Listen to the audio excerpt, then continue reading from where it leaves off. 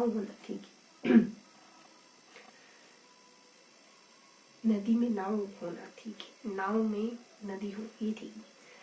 यानी पानी नाव के नीचे, अगर नाव पानी के ऊपर तैरती तब तक ठीक है, और अगर नाव के अंदर पानी चला जाता है तब नाव का डूबता है।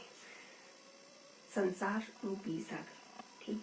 रहना ऐसे डिटेचमेंट की तरह, रहना भी उसी में और उससे परे भी, ठीक है। कुछ देर बाद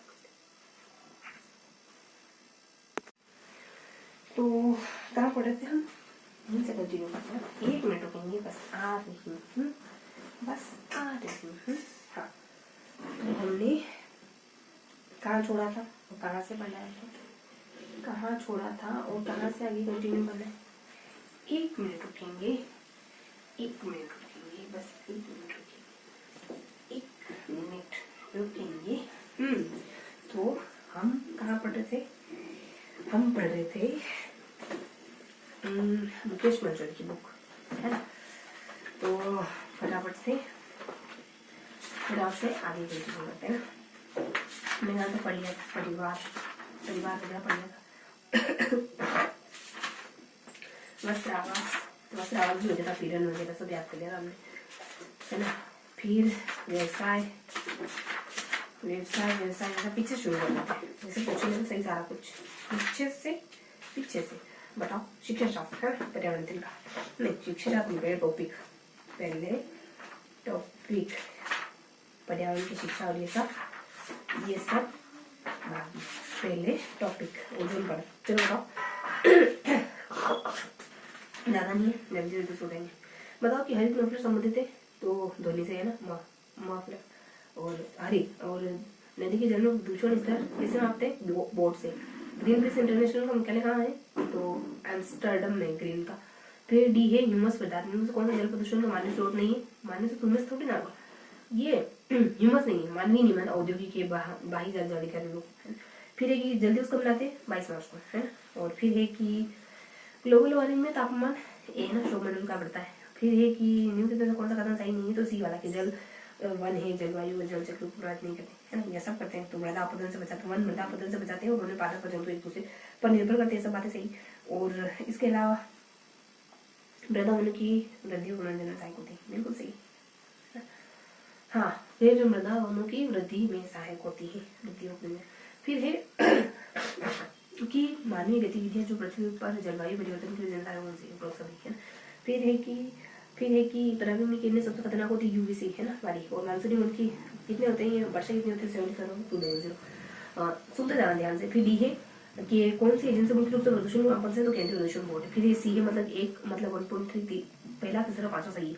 खनिजों की खुदाई करना, कौन से क्रियाकलाप जंगलों के विनाश, खनिजों खोदना, वाहन का निर्माण करना, बाजार की कृषि तैयार करना। फिर है ग्लोबल वार्मिंग, सौमंडल बढ़ता है, और नमामि गंगे योजना 2014 की, सही बात है। हिमाचल प्रदेश में जलकरण की पुरानी संकल्पना, ये जो है ना कुल्हड़ है। और फिर कौन सा कथन सही नहीं हमने पढ़ लिया, बाकी सारे क्वेश्चन हो गए। एलपीजी के संबंध आ सकता है कि वो नीले ज्वाला से उत्पन्न इस बात में मीथेन उत्सर्जन करने वाला है, एक स्वच्छ ईंधन है, और उसमें ये उच्च ऊष्मीयमान है, ठीक है, सारी बातें सही। तो बस हल्का हल्का सा नहीं, बस ये सारे क्वेश्चन हो गए। उसके अलावा एक और वजह क्या कि एकोनिया क्लोरोपस सर्वाधिक समस्याकारी जलीय खतरा, जिसे बंगाल का आतंक कहते हैं। तो ये किसको कहते हैं, एकोनिया क्लोरोपस, जलकुंभी को कहते हैं, ठीक है। एक बार पढ़ लिया तो भी पता चल जाएगा, ये प्री है ना। एक बार हल्का सा पढ़ेंगे तो भी पता चल जाएगा, तो भी मतलब एग्जाम में करेंगे। तो रुकेंगे थोड़ा सा, 18 मिनट तक हमको पढ़ना, हमको क्वेश्चन समझना, मतलब तो ये टॉपिक मतलब ये कहाँ खत्म हो रहा है, ये खत्म हो रहा है। हम बताओ प्रोजेक्ट रेड पांडा कब हुआ था, 94 में चालू होता। फिर 20 सही है, पशुपालन के दौरान बीमार पशुओं के इलाज में प्रयुक्त औषधियों से क्या होता है कि गिद्ध कभी कभार नजर आते हैं, जैसे गिद्ध वगैरह सब मर जाते हैं। फिर ये घास टिड्डा मेंढक सांप, ये तो पढ़ लिया था हमने। और ये बताओ कि ये WIA कहाँ पे स्थित है, तो ये देहरादून में है ना। फिर है कि कौन सा पादप कोशिका में विकसित होता है, तो डी तरंकाय नहीं होता है, बाकी तृतीय लव सही सब होता है। फिर डी है गाजर चुकंदर मूली सब कहाँ होता है, जड़ होती है। फिर है कि प्रोजेक्ट टाइगर, है ना, ये डी है 73 है। और फिर झुमकेती है, तो ये है ना मेघालय। और रेड पांडा तो हमको बताइए, उनमें ऊर्जा प्रवाह कम होता है, देन एक दिशा में, है ना। और फिर है कि प्रकृति में होने वाले जल चक्र चरण नहीं है, तो ये प्रकाश संश्लेषण होना, बाकी उत्सर्जन अवक्षेपण अवक्षेपण होता होगा। जंगली गधों का अभ्यास, गधों का गुजरात में पढ़ लिया हमने। राष्ट्रीय उद्यान कौन सा? कान्हा। कान्हा कहाँ पे? मध्य प्रदेश में कान्हा। कान्हा कृष्ण भगवान तो सबके खाली थोड़ी। फिर है बी, ये पढ़ लिया था ये पढ़ लिया तो फिर बचा क्या है? 11 सितंबर को पढ़ लिया यार उच्च तुमने। साठ टॉपिक होगा हमारे। कौन सा रोग? मधुमेह है, हृदय गति है, सब हो गया क्या? अभी हम रिविजन करें तो एमसीक्यू कहाँ से पढ़े? रुको, ये हमारे पास, रुको 1 मिनट रुकेंगे एमसीक्यू, फिर हम वही साइकोलॉजी के। हाँ, फिर अगर इसके हो गए तो फिर वही इसके पर्यावरण अध्ययन के, है ना, इसके पर्यावरण अध्ययन के क्वेश्चन पढ़ने पड़ेंगे हमको। चलो थोड़ा सा बच्चों कर लेते हैं। चौथा है चर्चा करना। क्या होता है? विद्यार्थी की शिक्षण उपलब्धियों को देखने के लिए किस आकलन सूचक का प्रयोग नहीं किया जाना चाहिए? कौन सी का अवलोकन करना, प्रयोग करना, ये विद्यार्थियों की शैक्षिक उपलब्धि देखने। चर्चा शैक्षिक उपलब्धि है ना, नहीं है, मतलब अवलोकन, प्रयोग, उपचार सब हो जाएगा। फिर एक तीसरा पहला इसका विद्यार्थियों में उपस्थिति के समय बालक के प्रत्येक पहलू का मूल्यांकन करना। व्यापक मूल्यांकन का मुख्य उद्देश्य क्या होता है? उपस्थिति समय बच्चे के प्रत्येक पहलू का मूल्यांकन करना। फिर एक तीसरा 1 और 2 गुण से वैधता भी सही, विश्वसनीयता भी सही, एक अच्छे शिक्षण पत्र की विशेषता। फिर दूसरा है ओएचपी, कौन सी प्रक्षेपण सामग्री नहीं है? तो बुलेटिन बोर्ड, प्रेरणा बोर्ड, इसमें सब में कुछ न कुछ मतलब सामने की तरफ पड़ता है। मनोरंजक खेल संबंधित क्या होते हैं? मनोरंजक खेल संबंधित उससे रुचि उत्पन्न करने के तरीके। फिर तीसरा नहीं, ABC तीनों वाले सही, अवलोकन करना, फिर अभिव्यक्ति करना, विश्लेषण करना। ये क्या संकेतकों को बच्चों में आकलन चित्र पढ़ने के द्वारा हो सकता है ना। एक महत्वपूर्ण क्रियाकलाप निम्न से कौन सा संकेतकों को बच्चों में आकलन चित्र पढ़ने के द्वारा हो सकता है? तो ये ABC है। फिर है कि चौथा है विचार गोष्ठी, सामूहिक चर्चा संबंधित शिक्षण विधि कौन सी है ना, विचार गोष्ठी। फिर 3 ज्यादातर मूल्यांकन सतत मूल्यांकन की एक तकनीक है ना, तो ये हो गया तकनीक हो गई एक। और फिर हो जाता है अपने प्राथमिक स्तर पर्यावरण रचनात्मक आचरण में शामिल नहीं है। तो क्या शामिल नहीं है? तो विचारों की ग्रेडिंग और रैंकिंग नहीं चलेगी, रैंकिंग वगैरह ऐसी चीजें शामिल नहीं होगी, है ना। फिर है उपचारात्मक शिक्षण करना। देखने के लिए निम्नलिखित में से किस आकलन सूचक प्रयोग नहीं होता? उपचारात्मक शिक्षण एक आकलन सूचक। पहले तो चर्चा पढ़ लिया था, गलती से पढ़ लिया था। तो उपचारात्मक शिक्षण की चर्चा करना, अवलोकन करना, प्रयोग करना वाली विद्यार्थियों की शैक्षिक उपलब्धि को तो देखने के लिए, ये देखने के लिए, उपचार को ठीक करने के लिए होता है शायद तक।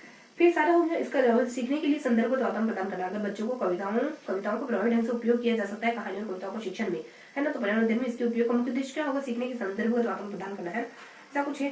फिर है कि एक बार हल्का सा शिक्षण विधि के सिद्धांत होते हैं ना। प्राथमिक स्तर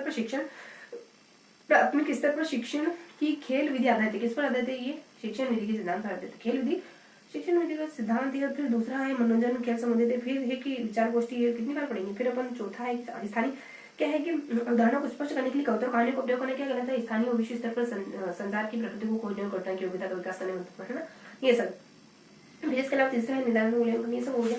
फिर यहाँ देखो तो सारा कुछ पढ़ लिया। फिर बताओ कि प्रक्षेपण के आधार पर उपयोगी सामग्री नहीं, तो रेडियो नहीं है ना प्रक्षेपण के आधार पर, पेज बोर्ड है, स्लाइडर है, चार्ट है, ये सब अलग। प्रयोगात्मक कार्य के लाभ क्या है कि उक्त सभी अर्जित सिद्धांतिक ज्ञान स्थायी हो जाता है ना, और क्रियात्मक व्यवहारिक ज्ञान मिलता है बालक को। सारी बातें हो गई। दूसरा सिंपल से सृजनात्मक विकास हेतु आशुरचित उपकरणों का निर्माण करा जाता है। इन उपकरणों का निर्माण बालक में नियमित का विकास करता है सृजनात्मक आशु, है। और सतत मूल्यांकन सृजनात्मकता विकसित होती होगी। और सतत मूल्यांकन की विधियां कौन कौन सी? तो एक मतलब जो दोनों तीनों होते हैं वही ज्यादातर आंसर होता है। आधुनिक नवीन मूल्यांकन और पारंपरिक मूल्यांकन है, तो नहीं और मूल्यांकन की वस्तुनिष्ठ विधि है। फिर ये हो गया और मतलब 1-3 दोनों हो जाएंगे, 1 और 3 दोनों। फिर ज्यादा बच्चों पर आकलन के लिए शब्दावली और परिभाषा को बोझ डालना। क्या प्रारंभिक स्तर पर पर्यावरण के अध्ययन के लिए उद्देश्य ये उद्देश्य नहीं, बोझ डालना नहीं। बाकी संज्ञानात्मक कौशल विकास करना, उत्सुकता पैदा करना, वातावरण के लिए मूल्यों का आत्मसात, ये भी ठीक है। फिर तीसरा है पोर्टफोलियो, क्या करता है? बच्चों को आकलन करने का सर्वश्रेष्ठ तरीका का प्रयोग है। प्रयोगात्मक कार्य के लाभ हमने पढ़ लिया। चौथा है परिभाषा और अमूर्त उदाहरण की व्याख्या करने पर ध्यान केंद्रित करती। क्या करती? कौन सी विशेषता नहीं पाठ्यपुस्तक में नियोजित, कौन सी विशेषता नहीं तो कहानियों घटनाओं को शामिल करती, सभी विविधतापूर्ण पृष्ठभूमि की जरूरत पूरा करती, सांस्कृतिक प्रश्न ये भी है। और अमूर्त उदाहरण की व्याख्या करने पर ध्यान केंद्रित करती। परिभाषा ऐसा तो कुछ नहीं है किताबों के बारे में। फिर डेविस की परिभाषा कक्षा में जाने से पूरे अध्यायों को पूरी तैयारी करनी चाहिए, है ना। मतलब कि जैसे कि पूजन की सारी तैयारी नहीं करते देवताओं की, है ना, देवता की पूजन की, क्योंकि शिक्षा की प्रगति के लिए कोई बात इतनी ज्यादा नहीं है, जितनी की योजना की अपूर्ण तैयारी। ये डेविस का कोटेशन है। और आशु रचित उपकरण क्या होते हैं? तीसरा है स्प्रिट लैंप आशुरचित उपकरण है, मतलब कि हाथ से बनाया हुआ, प्लास्टिक की फनल है, सूखा तेल है, सब दृश्य साधन सहायक होते किसमें? ये तीसरे में सहायक होते। दृश्य साधन किसमें सहायक होते? बालक के मस्तिष्क में स्थायी ज्ञान, सही बात है। फिर बताओ सर्वाधिक प्रभावशाली शिक्षण सामग्री कौन सा? प्रत्यक्ष अनुभव आधारित, प्रत्यक्ष अनुभव, क्रिया पदार्थ। फिर पहला ज्ञानेंद्रियों को संबंधित ज्ञान से होता है। दृश्य श्रव्य का उपयोग निम्नलिखित किस आधार पर महत्वपूर्ण है? तो अभी तो है हमारे पास समय, तो ये ना ज्ञानेंद्रियों का संबंध ज्ञान से आशा करता है ना, इस वजह से। और चित्रों के जन्म का आधार होना चाहिए, तो उपयुक्त सभी, है ना, चित्रगत वस्तुओं का आधार, है ना। चित्रगत वस्तुओं का आधार हो गया, चित्रगत वस्तुओं का रंग हो गया, और यथार्थ वस्तुओं का प्रस्तुत करने वाले चित्र उपयोग सभी चित्र का चयन का आधार ये सब होना चाहिए, आधार रंग प्रस्तुत। फिर तीसरा चार्ट है, जो क्या करता है कि अंतर संबंध तथा संगठन भाव उच्चारण तथा विशेष स्थलों को दृश्यात्मक रूप में प्रस्तुत करता है। ये उसको अपन चार्ट कहते हैं, भाव वगैरह। रेखा चित्र तो नहीं है, हाँ ठीक है। फिर दूसरा है वेबस्टर की परिभाषा का संपूर्ण पृथ्वी तथा उसके किसी भाग के धरातल के आकार और स्थिति को किसी पैमाने प्रक्षेपण द्वारा प्रदर्शित मानचित्र चलता है। ये बेस्ट परिभाषा है, वेब परिभाषा, मतलब वेब नहीं, वेस्ट है ना, वेबस्टर ऐसा समथिंग। फिर ये चौथा की अवबोध करना कि मानचित्र पढ़ने को जो व्यवहारगत परिवर्तन होता है पढ़ने से, उसको क्या कहते हैं, मतलब समझ आना। हाँ फिर प्रस्तुतिकरण का स्तर क्या होता है कि उपरोक्त सभी होता है ना, पाठ्यपुस्तक, स्मृति, चिंतन, बोध। फिर है कि दृश्य श्रवण सामग्री है, सुनकर देखकर ज्ञान प्राप्त करना, जिस सामग्री के द्वारा सुनकर देखकर दोनों है ना। फिर प्रक्षेपित सामग्री कौन सा है, तो 2 और 3 दोनों प्रक्षेपित, तो 2 है अपना श्यामपट्ट, ये भी प्रक्षेपित, अप्रक्षेपित मॉडल भी अप्रक्षेपित है ना। ऐसा कुछ नहीं, अप्रक्षेपित मतलब ऐसा कुछ पड़ता नहीं लाइट वगैरह। विषय वस्तु को विकसित करना चाहिए ताकि क्रम, सही बात है। और ये पाठ्यपुस्तक के अनुरूप, पाठ्यपुस्तक में विषय वस्तु का संग्रह होना चाहिए पाठ्यक्रम के अनुसार, सही ये भी। और फार्मूलिन का उपयोग किया जाना चाहिए तो रजियों के परीक्षण में, है ना। और फिर चौथा है सभी अन्वेषण से ज्ञानवत्ता सब आपको क्वेश्चन है, तो ये आशुलॉजी द्वारा बालकों में क्या से। फिर बाकी हाँ ये हो गया अपने को शिक्षक जो वास्तविक पदार्थ वस्तु नहीं पाती, तो वह क्या करता है, वह मॉडल का प्रयोग करता है। और फ्लेनन पट्ट का बना होता है, तो ये सभी में राइट प्लाईवुड लकड़ी है ना, फ्लेनन पट्ट है ना, इन सब का में से प्लाईवुड।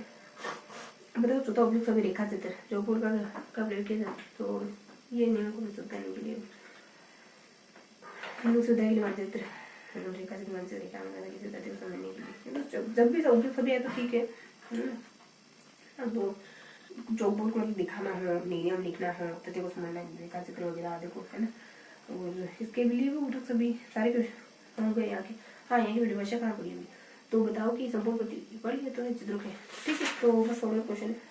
प्रश्नों के प्रकार होते हैं, तीसरा निबंधात्मक, लघुतात्मक, सभी प्रकार हो सकते हैं ना। गुण कौन कौन, शुद्धता रहती है, वस्तुनिष्ठता होगी तो शुद्ध रहेंगे वस्तुनिष्ठ प्रश्न। चौथा है उपयुक्त सभी श्रव्य दृश्य शिक्षण सामग्री प्रकार के। दूसरा मूल्यांकन होता है, तो अधिक अनुभव दोनों मिलकर बालकों में क्या व्यवहारिक परिवर्तन संकेत जिससे प्राप्त होता है, मूल्यांकन से पता चलता है। अच्छे प्रश्न पत्र विशेषता जो होती है सारी अंग विभाजन जिस प्रकार निर्देशों विकल्प है ना, और तो सामान्य पाठ्यक्रम का। फिर है पहला वस्तुनिष्ठता, बनाने से परीक्षा के नियम के गुण अधिक बढ़ दो, तो वस्तुनिष्ठता अधिक प्रश्नों की संख्या बढ़ाने से परीक्षा, ठीक है। चौथा है निर्णय बोर्ड, तो प्रश्न में जो सहायक सामग्री प्रयुक्त जाती है वह है चित्रात्मक, ठीक है। ये फैरन बोर्ड, तो ये है चित्रात्मक सामग्री प्रदर्शन में। और फिर ये पहला ग्लोब है, तो पृथ्वी की आकृति, उसकी गति, ऋतु आदि का ज्ञान प्रदान के लिए। फिर ये तीसरा दृश्य सामग्री का उपयोग है ना, टेलीविजन है। फिर प्रश्नों के प्रकार हो गया, उस मूल्यांकन को अच्छा माना जाएगा जिसमें क्या हो, तीनों हो, वस्तुनिष्ठता हो पहले पे। अभी तो समय है और प्रश्न खत्म, सामाजिक पर्यावरणीय अध्ययन विषय के मूल्यांकन की सुनिश्चित निष्पष्ट है, ठीक है। तो अभी हमारे पास 6 मिनट हो रहे, तो अपन क्या पढ़ेंगे, देखिए उसमें फिर क्या है, तो उपयुक्त सभी है, तो सभी प्रकार के प्रश्न होते हैं। सामाजिक पर्यावरणीय अध्ययन विषय के मूल्यांकन सुनिश्चित स्पष्ट विधि क्या होगी, निष्पष्ट। तो इसमें क्या है, 2 किसमें, जांच प्रक्रिया में उद्देश्यों को उचित अंक भार दिया जाए, तो वस्तुनिष्ठता लाने में बाधाजनक कथन है। जांच प्रक्रिया में उद्देश्यों को उचित अंक भार दिया जाए, ये बाधाजनक कथन। उपयुक्त में से कोई नहीं, नवीन प्रणाली के प्रश्नों को अपनाया जाए और जांच प्रक्रिया में विषय वस्तु को उचित अंक भार दिया जाए। उचित अंक भार दिया जाए जांच प्रक्रिया में उद्देश्यों, जांच प्रक्रिया में विषय वस्तु को उचित अंक भार दिया जाए, उद्देश्यों को नहीं, विषय वस्तु को भार देना, ठीक है। फिर एक अच्छा प्रश्न पत्र निर्माण है, तो आवश्यक पद कौन से, तो सभी है ना, जैसे ब्लूप्रिंट का विश्लेषण है, आधार पर प्रश्न पत्र बनाना, प्रश्न पत्र का विश्लेषण करना, प्रश्न पत्र डिजाइन निर्माण सब आ जाएंगे। फिर यहाँ दे नहीं रखा, फिर तीसरा इसका बालक के मस्तिष्क में स्थायी ज्ञान की प्राप्ति है। बालक के मस्तिष्क में दृश्य साधन सहायक होते हैं, इसमें बालक के मस्तिष्क में स्थायी ज्ञान, मतलब स्थायी ज्ञान की प्राप्ति। बस यही था सारा कुछ।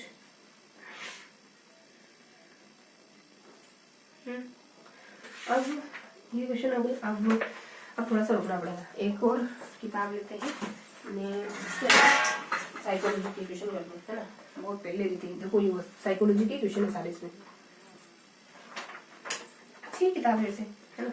ये उन्हीं पब्लिकेशन की बुक है, वस्तुनिष्ठ प्रश्न जितने भी टॉपिक उन सबको वस्तुनिष्ठ, पर संस्कृत में दे रखी ये बात है।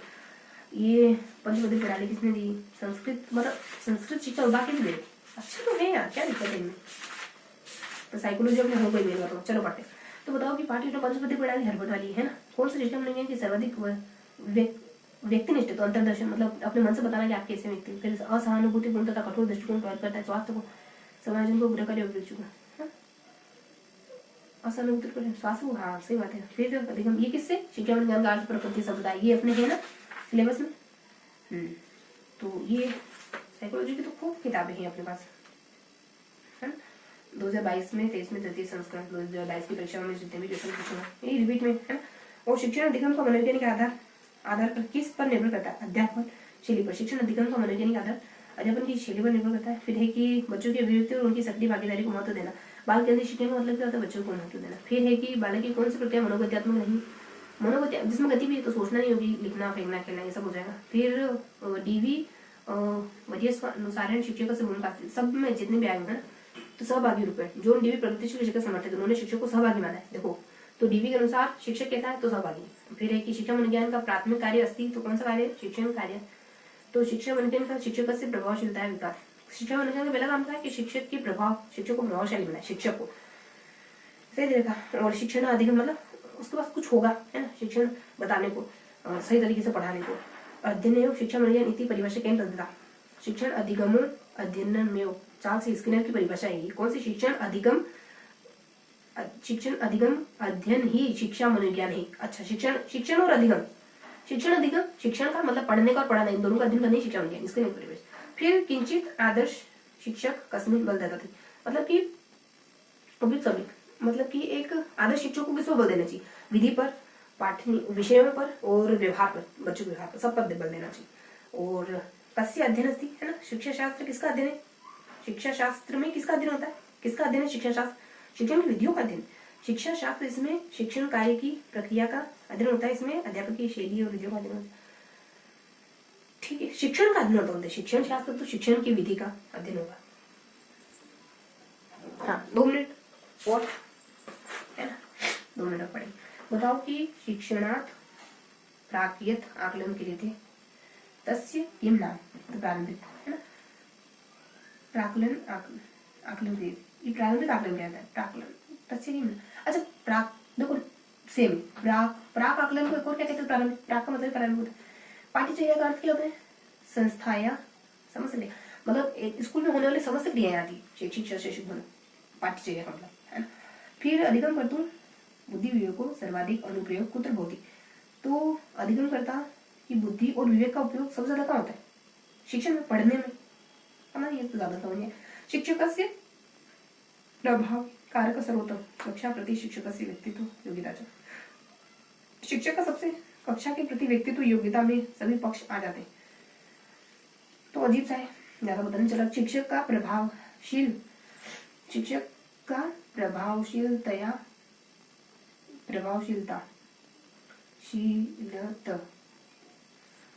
मतलब प्रभावशील सर्वोत्कृष्ट अस्ति, तो शिक्षक का प्रभावशाली कारक कौन सा है, सबसे ज्यादा प्रभावशाली, सर्वोत्कृष्ट प्रभावशाली कारक कौन सा है शिक्षक का, तो शिक्षक का सर्वोत्कृष्ट प्रभावशाली कारक है कक्षा के प्रति शिक्षक का व्यक्तित्व, कक्षा के प्रति शिक्षक की व्यक्तिगत व्यक्तित्व योग्यता।